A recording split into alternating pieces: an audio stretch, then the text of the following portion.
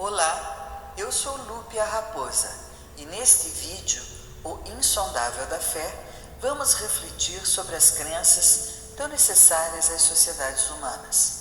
Vamos ler trechos do primeiro capítulo do primeiro livro da obra As Brumas de Avalon, de autoria de Marion Zimmer Bradley, que narrou a lenda do rei Arthur do ponto de vista das diferenças entre a cristianização que acontecia entre os povos celtas e bretões sob a influência de Roma e as antigas crenças pagãs.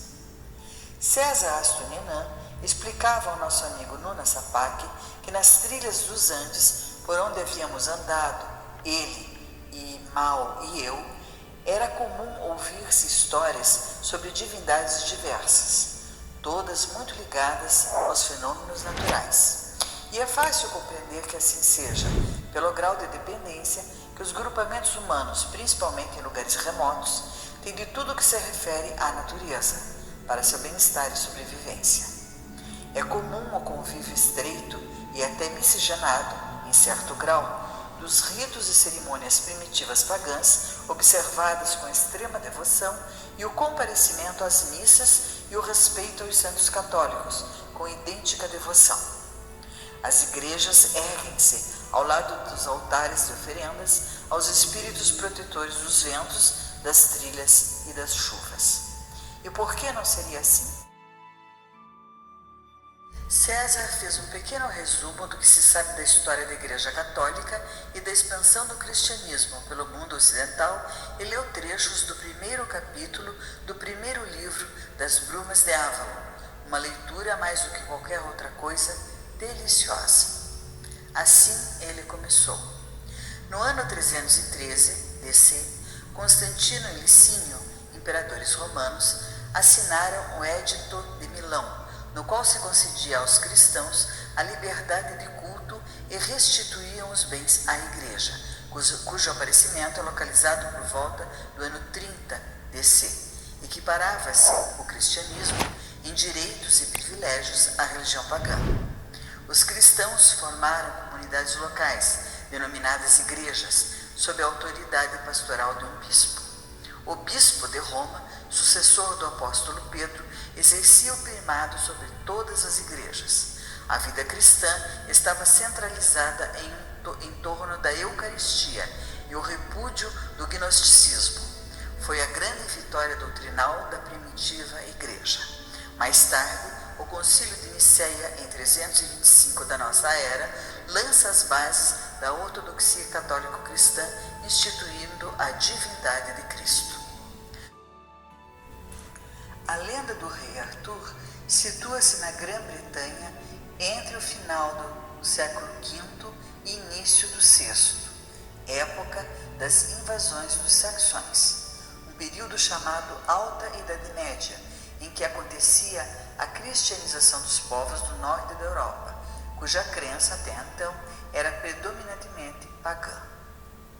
O texto da obra As Brumas de Avalon, em seu primeiro livro, nos dá um vislumbre de como eram essas crenças que agitavam os pensamentos e os corações daqueles tempos, cuja influência sentimos ainda hoje.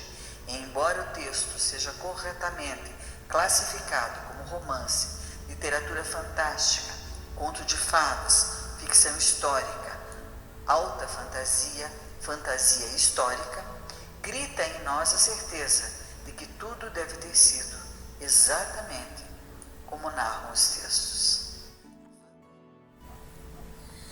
Mesmo em pleno verão, Tintagel era um lugar assombrado. Do promontório onde estava, Igraine, esposa do duque Gorlois, olhou para o mar enquanto contemplava a cerração e a névoa. Pensava em como poderia saber quando a noite e o dia teriam a mesma extensão, para poder celebrar a festa do Ano Novo. Naquele ano, as tempestades de primavera haviam sido excepcionalmente violentas.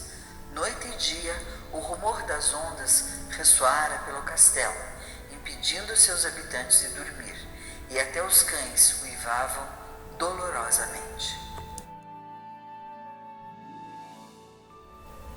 Quando o sol brilhava, a paisagem podia ser dourada e brilhante. O céu e a água luziam como como um monte de joias que Gorlois lhe dera no dia em que anunciara estar grávida do seu primeiro filho. Igraine, porém, jamais gostara de usá-las. A joia que pendia agora do seu pescoço lhe fora dada em Avalon, uma pedra da lua que por vezes refletia o brilho do céu e do mar, mas hoje, no nevoeiro, até mesmo essa joia parecia opaca. Igraine podia ouvir vozes na cerração. Não seriam ataques selvagens, vindos do norte e do litoral selvagem de Erin. Há muito havia passado a época em que ela se sobressaltava a um som ou uma sombra estranhos. Não era seu marido tampouco, o duque. Ele estava muito longe, no norte, lutando contra os saxões, ao lado de Ambrósio Aureliano, o grande rei da Bretanha, e teria avisado se pretendesse voltar. Não precisava ter medo, no entanto. Se os cavaleiros fossem hostis, os guardas e soldados do forte, situado no ponto em que o promontório se ligava à terra, ali colocados pelo duque Gorlois para proteger sua mulher e filha, os teriam detido. Seria preciso um exército para passar por eles.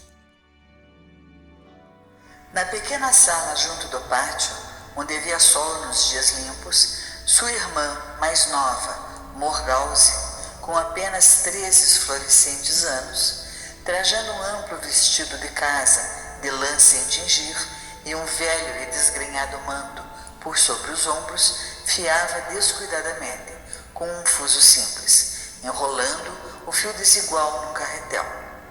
No chão, junto à lareira, Morgana, sua filhinha, fazia rolar um carretel velho, como se fosse uma bola, observando as trajetórias caprichosas do cilindro assimétrico pelo chão, empurrando-o para um ou outro lado com os dedos gorduchos. Percebendo o cansaço da irmã que fiava, Igraine disse para ela: toda dama tem de aprender a fiar. Seus dedos perderão o cansaço quando se habituarem ao trabalho. Dedos doloridos são indício de que você tem sido preguiçosa, já que não se acostumaram às suas tarefas. Então, Igraine tomou de Morgause o carretel e o fuso, girando-os rapidamente com grande facilidade. O fio desigual em suas mãos experientes adquiriu uma espessura perfeita. Veja, pode-se tecer com esse fio sem deixar falhas na lançadeira. E de repente cansou-se de proceder como devia. Falou para a irmã: mas agora pode deixar de lado o fuso. Antes do fim da tarde teremos hóspedes. Morgause olhou para ela. Não ouvi nada, disse, nem chegou cavaleiro algum trazendo mensagem. E Igraine respondeu: isso não me surpreende, pois não veio nenhum cavaleiro. Foi uma visão que eu tive. Nossa irmã Viviane está a caminho, e Merlin, o mago, vem com ela. Pode, portanto, levar Morgana para a ama, e vista o seu vestido dos domingos, o tingido de açafrão. Morgause abandonou o fuso com alegria, mas fez uma pausa para olhar para Igraine. O vestido de açafrão? Para minha irmã? Igraine corrigiu-a secamente. Não para nossa irmã Morgause, mas para a senhora da Ilha Sagrada e para o mensageiro dos deuses. Apropriadamente arrumada para a recepção aos convidados e percebendo exatamente o minuto em que chegavam, Igraine dirigiu-se lentamente ao pátio. Os cavaleiros já haviam desmontado e os seus olhos dirigiram-se imediatamente para a única mulher entre eles. Uma figura menor do que ela mesma e que já não era jovem, vestida com uma túnica masculina e culotes de lã, enrolada em mantos e chales. Os olhos de ambas as mulheres encontraram-se numa saudação, mas Igraine curvou-se respeitosamente ante o velho alto e magro que desmontava de uma mula esquálida. Ele vestia as roupas azuis do bardo e tinha uma harpa pendurada ao ombro. Dou-lhe as boas-vindas a Tintagel, senhor mensageiro. Sua presença é uma bênção e uma honra para o nosso teto. Ao que Merlin lhe respondeu: agradeço-lhe, Igraine, disse numa voz ressoante. Passadas as primeiras formalidades, Igraine perguntou: o que atrás aqui, em meio às tempestades da primavera, minha irmã é senhora? E por que não veio antes? Por que me deixou só a aprender a ser esposa e parir uma criança sozinha, cheia de medo e de saudades? E se não pôde vir antes, por que então veio agora, quando é tarde demais e estou finalmente resignada à sujeição? Essas últimas palavras foram ditas apenas em pensamento, mas Viviane, a senhora do lago, pôde ouvi-las, tal como se a irmã as tivesse proferido.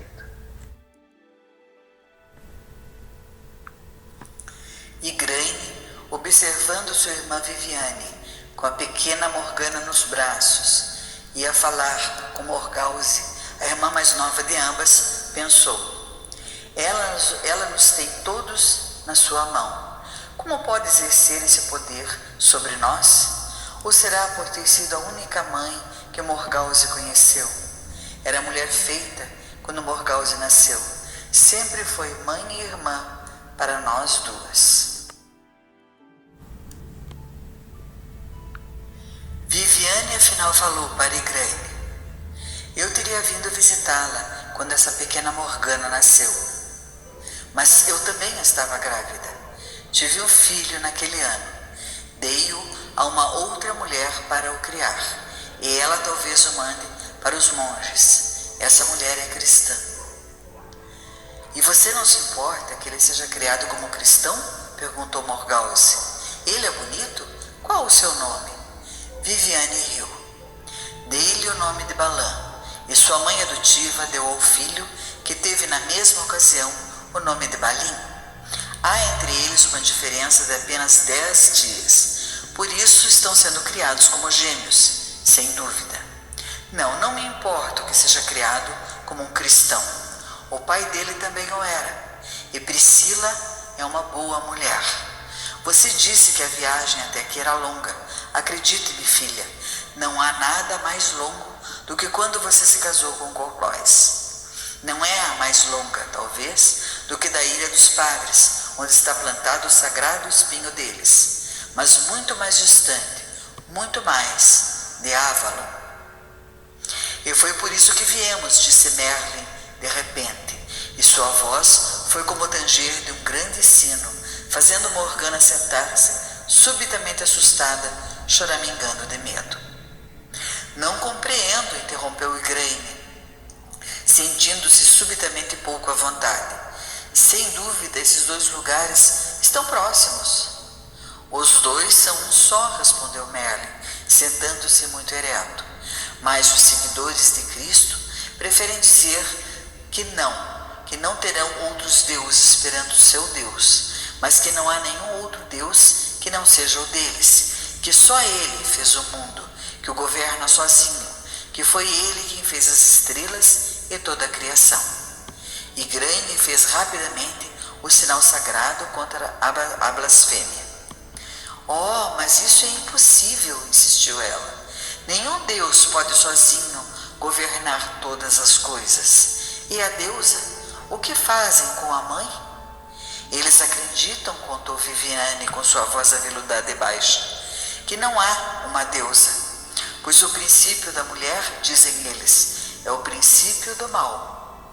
Por meio da mulher, na opinião deles, o mal entrou nesse mundo.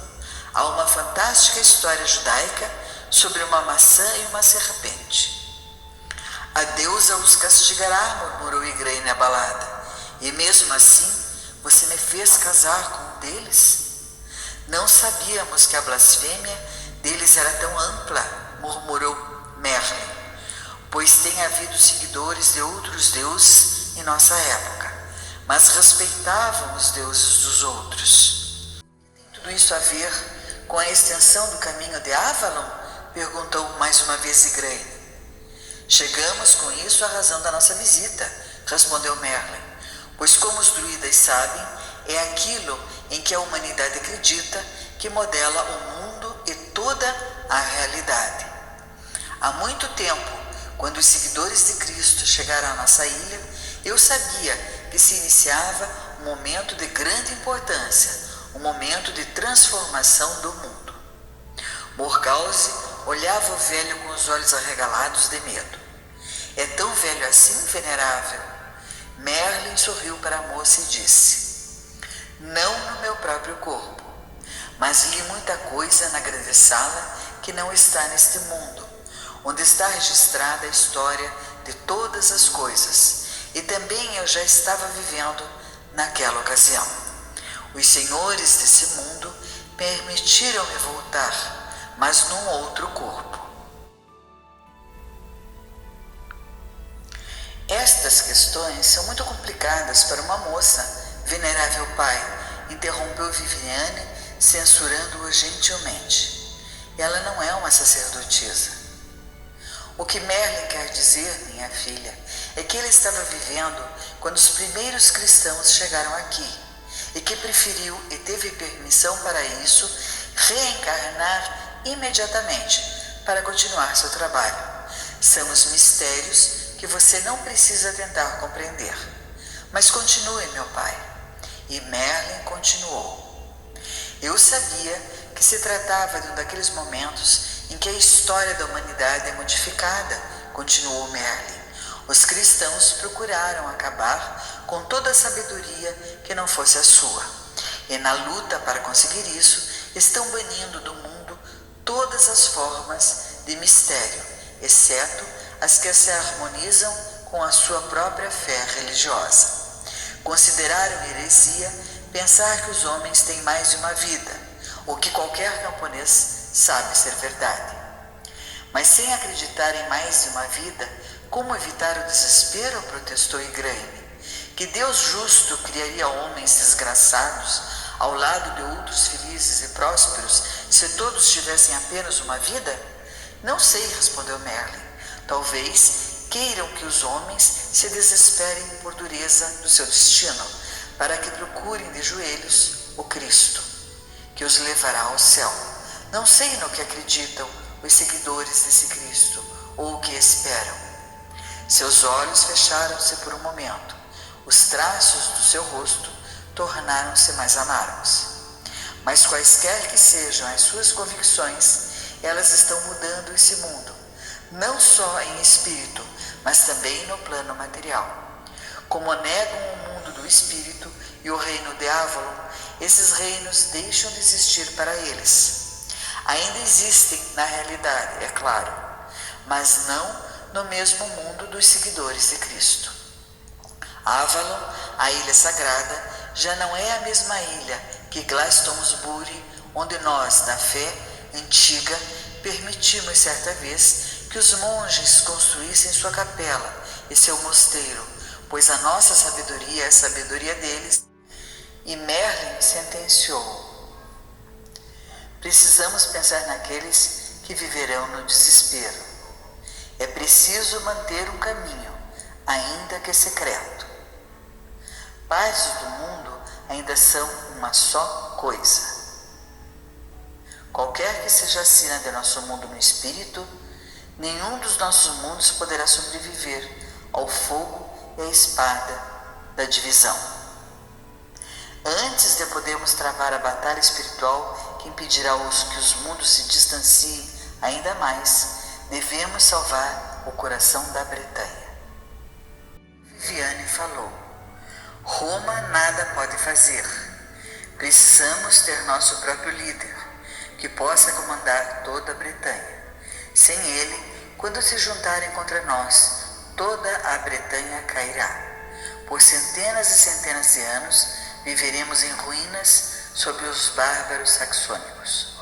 Os mundos separar-se-ão irrevogavelmente, e a lembrança de Avalon não restará nem mesmo na lenda, para dar esperança à humanidade.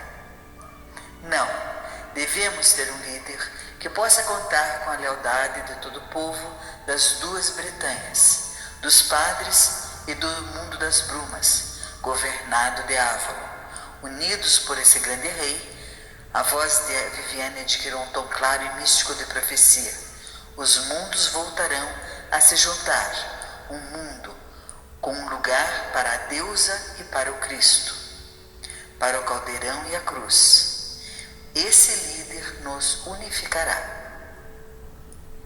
Mas onde encontraremos esse rei? Perguntou Igraine. Quem nos dará esse líder? E então, de repente, teve medo. Sentiu um frio gelado descer-lhe pelas costas, enquanto Merlin e a sacerdotisa voltavam-se para ela, com os olhos que pareciam mantê-la imóvel, como um pequeno pássaro sob a sombra de um grande gavião.